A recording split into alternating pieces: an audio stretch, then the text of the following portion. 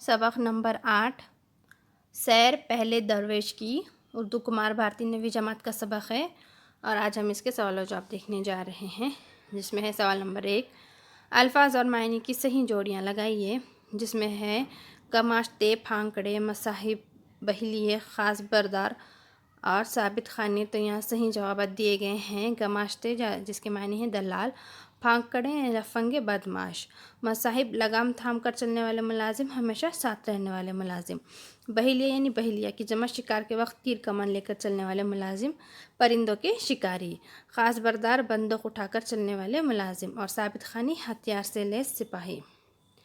اگلا سوال ہے درج ذیل جملے کہنے والوں کے نام لکھیے، جس میں ہے نمبر 1 اب باپ کی جگہ تم سردار ہوئے، اپنے کاروبار لین دین سے ہوشیار رہو۔ تو یہ جملہ سب لوگوں نے کہا ہے۔ اور اگلا جملہ ہے کوٹھے نخد و جینس کے اپنی نظر مبارک سے دیکھ لیجئے۔ تو یہ جملہ نوکر چاکر نے کہا ہے۔ اور سوال نمبر 3 جس میں ہے غرض آدمی کا شیطان آدمی ہے، ہر دم کے کہنے سننے سے اپنا بھی مزاج بہک گیا، پہلے درویش نے کہا۔ اور نمبر 4 ہے اے بیرن تو میری آنکھوں کی پتلی اور ماں باپ کی موئی مٹی کی نشانی ہے، یہ جملہ جو کہ بہن نے کہا ہے۔ اگلا سوال ہے نیچے دیے ہوئے جملوں کے خط کشیدہ الفاظ کا استعمال کر کے استعمال متروک ہو چکا ہے، ان کی جگہ مناسب لفظ کا انتخاب کر کے جملے دوبارہ اس طرح لکھیے کہ ان کا مفہوم تبدیل نہ ہو، جس میں نمبر 1 ہے مجھ فقیر نے بڑے چاہ و چوس سے ماں باپ کے سائے میں پرورش پائی۔ تو جو اس کا صحیح جو جملہ ہوتا ہے مجھ فقیر نے بڑے لاڈ و پیار سے ماں باپ کے سائے میں پرورش پائی۔ اگلا ہے مال مفت دل بے رحم، اس ور خرچی کے آگے اگر گنج قارون کا ہوتا تو بھی وفا نہ کرتا۔ تو اس کا صحیح جملہ ہے مال مفت دل بے رحم، اس فضول خرچی کے آگے اگر گنج قارون کا ہوتا تو بھی وفا نہ کرتا۔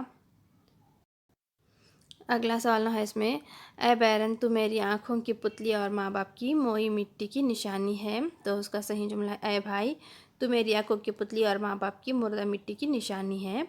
نمبر 4 ہے خدا کے توکل پر بھروسہ کر کے 2 منزل کی 1 منزل کرتا ہوا دمشق کے پاس جا پہنچا۔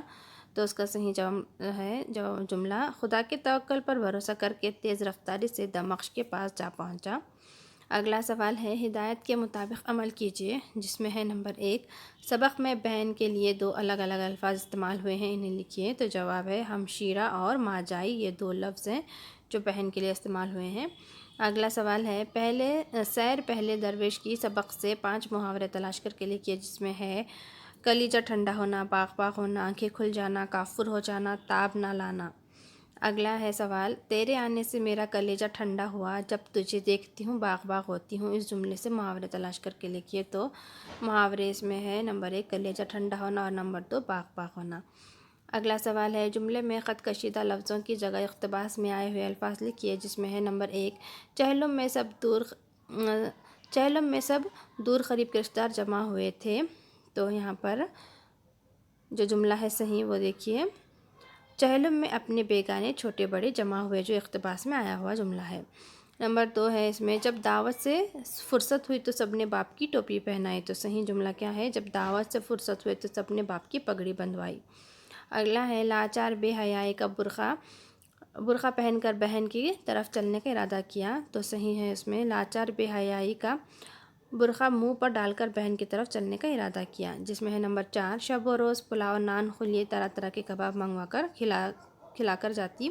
تو صحیح ہے اس میں شب و روز پلاؤ نان خلیے کباب مزیدار تحفہ منگوا کر کھلا کر جاتی۔ اگلا ہے امام ضامن کا روپیہ ماتھے پر باندھا اور دہی کا ٹیکا بازو میں دیا۔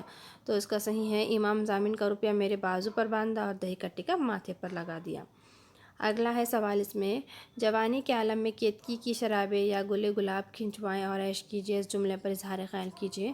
جواب پہلے درویش کے والدین کے انتقال کے بعد نوجوانی ہی میں بے انتہا دولت ہاتھ لگ گئی اور کوئی بزرگ نگراں بھی نہیں تھا، ایسی خوشامدی اور مفت خوری اس کے آس پاس جمع ہو گئے اور اسے بہکانے لگے۔ جوانی کے زمانے میں شراب و کباب کا رسیا ہونا اور عیش و عشرت میں پڑ جانا اچھی علامت نہیں ہے، لیکن مفت خوروں نے اپنے فائدے کے لیے نوجوان سوداگر کو بہکایا اور کہا کہ جوانی کے عالم میں عیش کرنا ہی اصل زندگی ہے۔ اگلا سوال ہے بری صحبت کے مضر اثرات بیان کریے۔ تو اس میں جواب ہے، اس میں دو رائے نہیں ہے کہ بری سنگت یا بری صحبت میں پڑھ کر انسان غلط کاریوں کا شکار ہو جاتا ہے، پھر وہ اپنی دولت و ثروت اور صحت سے ہاتھ دھو بیٹھتا ہے، زمانے بھر میں ذلیل و رسوا ہوتا ہے۔ اسی لیے بزرگوں نے بری صحبت کو کالا ناگ کہا ہے جو ہماری شخصیت اور کردار کو ڈس لیتا ہے۔ تو آج ہم نے یہاں پر سبق نمبر 8 کے سوال و جواب مکمل ہوئے۔ ہم اپنے اگلے ویڈیو میں اگلے سبق کو دیکھیں گے اور اس کے سوال جواب بھی دیکھیں گے۔ ہمارے چینل کو سبسکرائب کریں اور ویڈیو کو شیئر اور لائک کریں۔